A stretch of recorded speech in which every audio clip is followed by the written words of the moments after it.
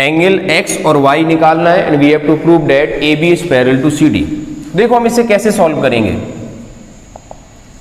अब E F एक straight line है, तो since E F is a straight line,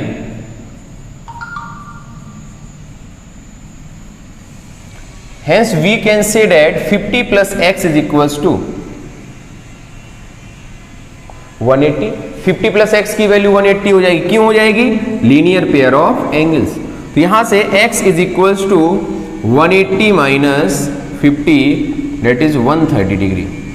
अब हमारे पास x आ गया। इसी तरीके से y is equals to 130 degree. ये दोनों एंगल्स क्या वर्टिकली अपोजिट एंगल्स हैं, तो ये भी एक दूसरे के इक्वल हो जाएंगे। अब आप ये बताओ x की वैल्यू 130, y की वैल्यू 130, तो x और y भी आपस में इक्वल हो जाएंगे। x और y हमारे कैसे एंगल्स हैं? These are alternate interior angles, hence AB is parallel to CD।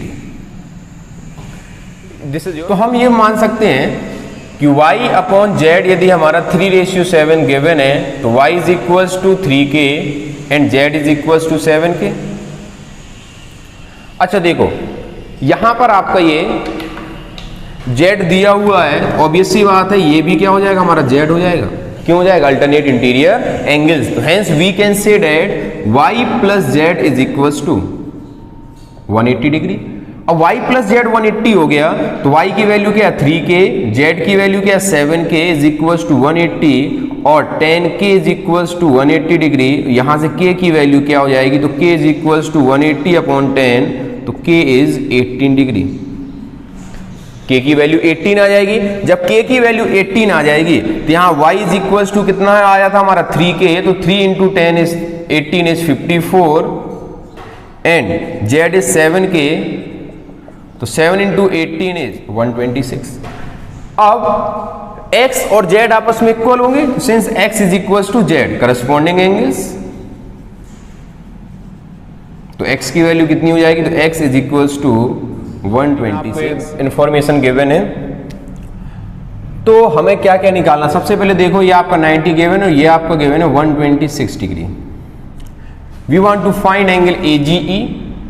देखो ये कितना आसान हो गया। Angle AGE will be equals to angle GED। क्यों ऐसा हो जाएगा? अल्टरनेट इंटीरियर एंगल्स, और ये आपको ऑलरेडी गिवन है 126 डिग्री है, तो our first answer is 126 degree. Second हमें क्या निकालना है? Angle GEF। This is angle GEF। तो कैसे निकालेंगे? देखो आपको गिवन है, since angle GED is equals to 126, तो एंगल GED को क्या लिख सकते हैं हम? 90 plus angle GEF is equals to 126 degree. तो यहां से एंगल GEF की वैल्यू क्या हो जाएगी? 126 डिग्री माइनस 90, तो हो गया आपका 36 degree. This is your second answer. अब हमसे क्या पूछा गया? Angle FGE। एंगल FGE ये एंगल हमें बताना है। अब बताओ एंगल FGE कैसे निकल के आ जाएगा? अब ये हमें पता है, या हम सीधे बोल सकते हैं कि angle AGE plus angle FGE is equals to 180। भाई ये क्या हमारा लीनियर पेयर ऑफ एंगल्स है।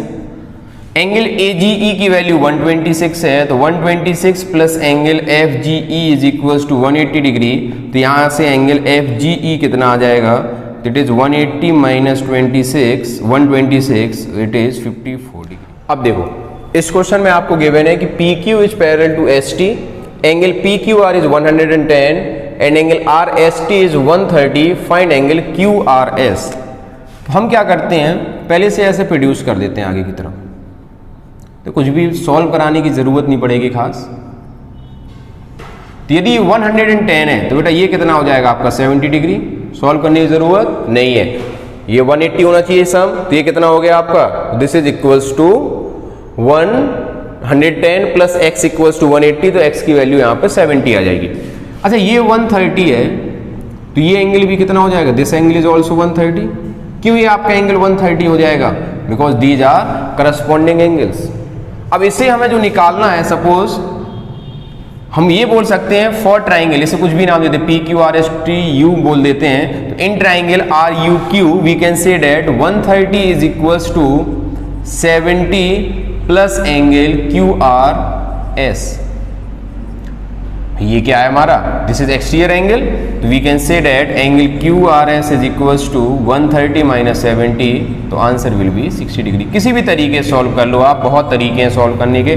ये 130 हो गया तो हमारा ये 50 हो गया, तो 120, तो ये कितना बचा, तो किसी भी तरीके से आप सॉल्व कर लीजिए। मैंने क्वेश्चन नंबर 5 में आपका ये दो एंगल्स गिवन है 50 और 127 and it is given that A B is parallel to C D, we have to find the value of X and Y. तो ये बताओ A B parallel to C D है, यदि एंगल एक्स 50, ये 50 दिया हुआ, तो दिस एंगल भी क्या होना चाहिए आपका 50, तो x is equals to 50 degree, कैसे, अल्टरनेट इंटीरियर एंगल्स। अब ये बताओ, ये हमें 50 पता चल गया, तो ये बोल सकते हैं for triangle P Q R, जो आपका angle 127 degree given, it is exterior angle, तो 127 is equals to x plus y, तो 127 degree is equals to x is 50 plus y, तो y is equals to 127 minus 50, it is 77 degree.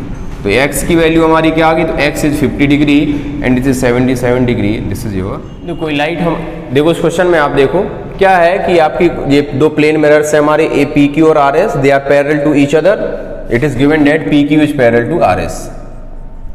Incident ray हमारी A B है, reflected ray हमारी सी D है, तो हमें यह प्रूव करना है कि A B is parallel to C D, we have to prove that A B is parallel to C D.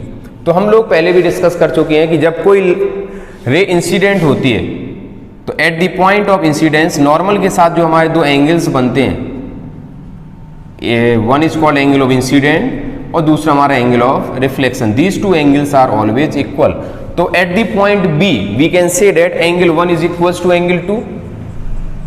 जब एंगल 1 एंगल 2 की इक्वल है तो एंगल ए बी सी कितना हो जाएगा, तो angle A B C is angle 1 plus angle 2 और we can say that 2 times angle 1।